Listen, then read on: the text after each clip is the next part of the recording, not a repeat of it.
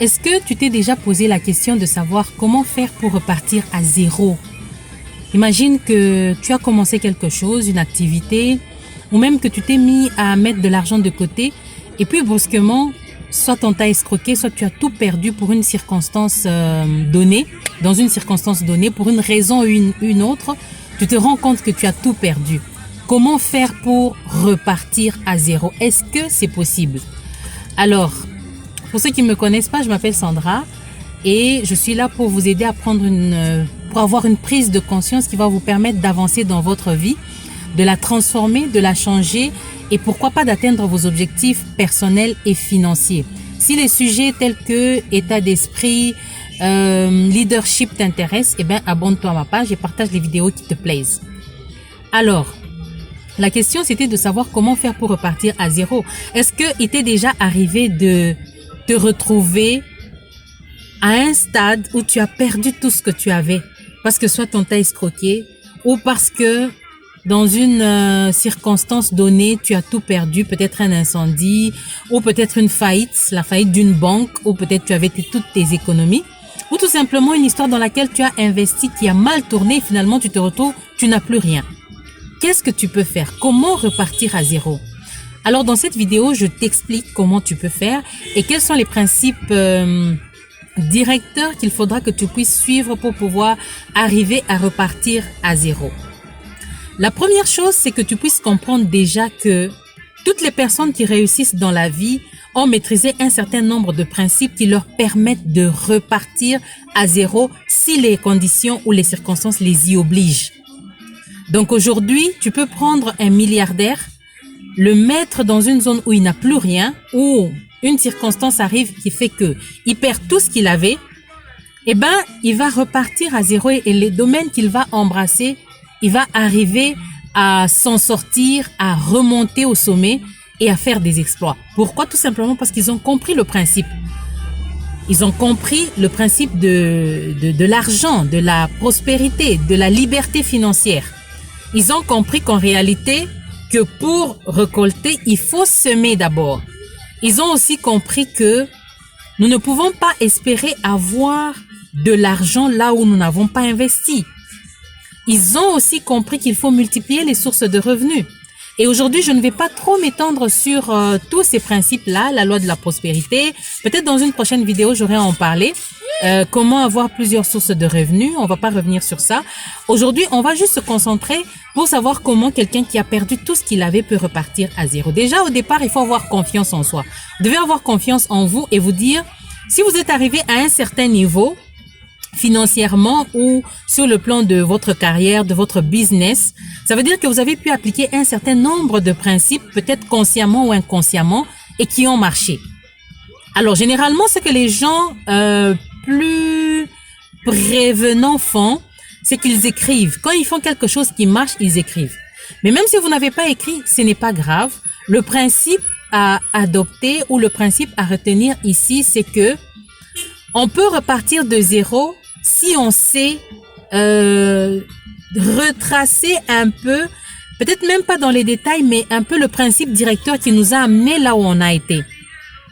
Par exemple, si vous avez pu accumuler un certain montant de vos économies, vous savez ce que vous avez fait pendant autant de mois, pendant peut-être autant d'années pour pouvoir arriver à ce niveau-là. C'est un principe. Ça veut dire que vous avez dû prendre sur votre revenu un certain montant que vous avez bloqué et que vous n'avez plus utilisé pendant plusieurs temps. Eh bien, il faut juste reprendre cela. Ce qui est effrayant dans ce genre de circonstances, lorsqu'on se retrouve qu'on a perdu beaucoup, c'est que les gens ont peur de repartir à zéro. Les gens ont peur de commencer petit. Pourtant, c'est justement lorsqu'on commence petit que l'on arrive à grandir. Parce que si on commence grand, on ne grandit plus. Et c'est très intéressant de commencer petit et de finir grand. Alors, il ne faudrait pas avoir peur. Le deuxième élément, c'est qu'il ne faudrait pas avoir peur de recommencer à zéro ou de commencer petit. Parce que vous avez fait un bon chemin avec le peu que vous aviez et ça vous a permis d'arriver là où vous êtes finalement arrivé avant de perdre ce que vous aviez au début.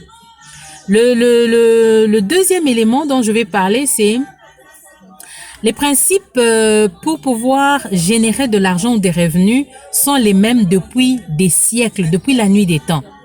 Ça veut dire que il faudrait arriver à avoir une source de revenus, quelle qu'elle soit, même si c'est très peu d'argent, arriver à retenir une partie de ce que l'on a gagné et réinvestir cela et puis répéter ce procédé-là autant de fois que possible.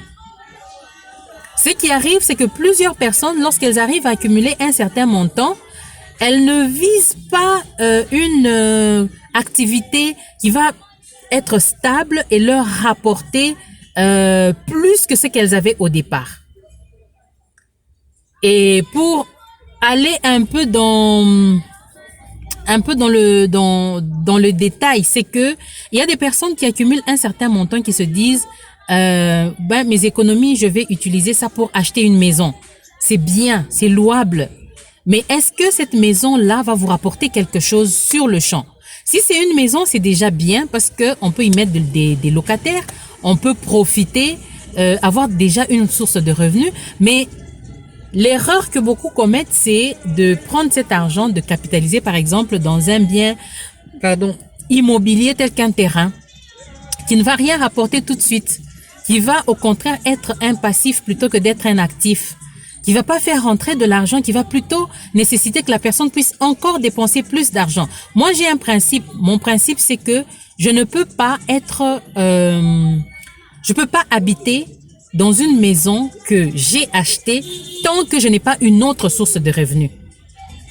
Donc, ça veut dire que toutes les personnes qui pensent pouvoir gagner de l'argent et prendre cet argent, investir pour pouvoir construire une maison, passent à côté de beaucoup de choses. Généralement, c'est ce que les gens disent qu'il faut faire.